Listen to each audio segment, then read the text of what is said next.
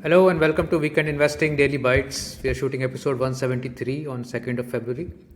The markets continued the vigor which we saw on the budget day and opened with a gap up and stayed up for the entire day post that. So the momentum that the budget has brought together in 2 days before the budget actually has continued, and about 3 or 4 days have now been on the trot, and of course also helped by global markets with a U-turn at Nasdaq and the American exchanges, also supported by the U-turn in Asian markets.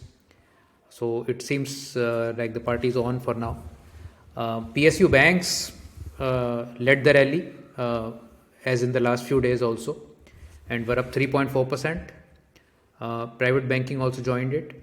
Real estate, pharma, IT, they were all up. Nifty ended up at 1.2% up.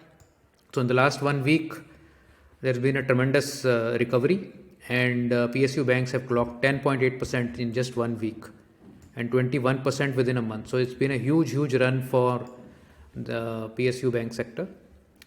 And the other sectors are also catching up. There's not really any sector which is seemingly lagging behind too much. IT and pharma over the last 1 month have been lagging, but they are catching up as well now. Broader indices, small cap was very strong, 1.67% up, mid cap and small cap 400 index plus 1.3%. Nifty was up 1.6%, 1.16%, and Nifty next 50 also caught up. Overall, most portfolios have gained about 3 to 4% in the last 1 week. Within MI's small cases, we had the two small cases, MI 35 and MI 25 running up more than 2%, MI ATH running up 1.7%, and the others between 0.7 and 1.7%, all doing well. MI all cap took a break today, not really gaining much at 0.14%. So the topic of the day is don't be misled by indices.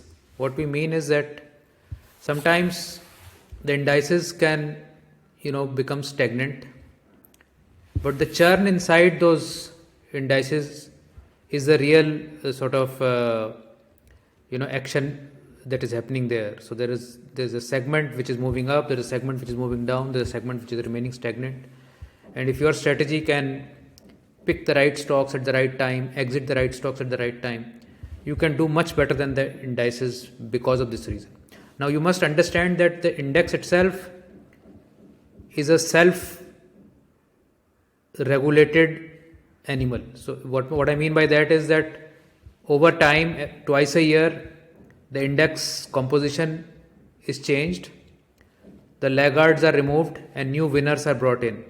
So even if you just do index investing, in a way you are running a momentum portfolio where the new players which are doing better come in, and the ones that don't do well get out. But the next sort of derivative of that, or doing better than that, than just the index, is to pick those stocks which are doing well much ahead of where the index might pick it in 6 months or 12 months period, and be more active in terms of the churn and the picking of those winners and giving up those laggards. So just a schematic of where the indices have been in the last 3 or 4 months. So we have taken this period from November till today, 2nd of February, about 3 months of a period. And you can see that Nifty has not done anything in the last 3 months. Nifty is up 0.28%. Nifty Junior or Nifty Next 50 as they call it is up 0.23%. Nifty Mid and Small Cap Index 400, which has 400 stocks from the top mid and small cap index, is up 3.78%. And the small cap index has done much better. The Nifty Small Cap 250 is at plus 7.3%. And that too, most of the gain has come in the last week or so. So if you had taken this snapshot near 24th of January, most of the indices were at 0 or negative from the last 3 months. So, given this backdrop, you also want to sort of look inside each index. So, we've sort of tabulated all the stocks from each index just to give you a flavor of where things are. So, last 3 months, you can see within Nifty, IndusInd Bank is down 25%, Divi's Lab is down 21%, Tata Steel is down 15%, so on and so forth. So several top key names which have dropped, more than 10%. Whereas on the other side, in terms of gaining side, you have several stocks like Power Grid, Maruti, ONGC, L&T, Stan Pharma, which have done very well in the same 3 months. So if your portfolio was based on Nifty and you were able to pick the top 10 or 20 stocks in the last 3 months, you probably should have done better than Nifty. Again, next example is Nifty Next 50 Index. The worst performers from this index are Naukri, minus 20%, Cadila, PI Industries, SBI Card, SAIL, HDFC, AMC, etc., so on and so forth. Several double-digit losses within this 50 stocks index. Whereas on the higher side, you have several stocks, Adani Green, as much as 62% just from one stock, and we are holding this in NNF10, several of these Adani stocks. Adani Enterprise 20.9%, Adani Transmission 12.9%, Vedanta 11.9%, Chola Finance also. So you can see that there's so much of relative strength in some of these stocks versus the relative weakness that we have seen in several of these stocks. Next index, mid and small cap 400 index. Again, let's see the worst performers. DBL 38%, Spandana 34%, Dhani 29%, Lux 29%, India Mart 28%. A series of losers of double digit and almost 30-40% down. So many double digit losers here in the mid and small cap 400 index. Whereas if we see the positive side, we see double digit gainers, CG Power, TI India, FACT, Fine Organic, Chambal, SIS, SRF, so many of them are here in double digit gains from the same index. Again, from this 400 index, if you are able to pick the top 20 stocks, top 30 stocks and churn it accordingly, you would do better than the index. Another index, small cap 250. Just see again similar stocks. There is some overlap in the mid and small cap and the small cap index, but HEG, Ujjivan, Haikal, Bajaj, Consumer, all big double digit losses in all these stocks, so on and so forth. And now let's take a look at the gainers. Of course, GTML circuit stock 156, but even if you ignore that, KPIT Tech 101% within 3 months, Sharda Crop 89%, Suzlon 75%. These are huge winners. Trident, Fluorochem, and many of the weekend investors will know that these names are synonymous with the stocks that they are holding.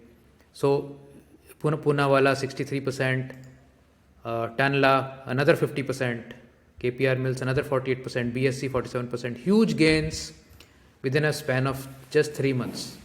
And all that when the small cap index just moved 4.6%.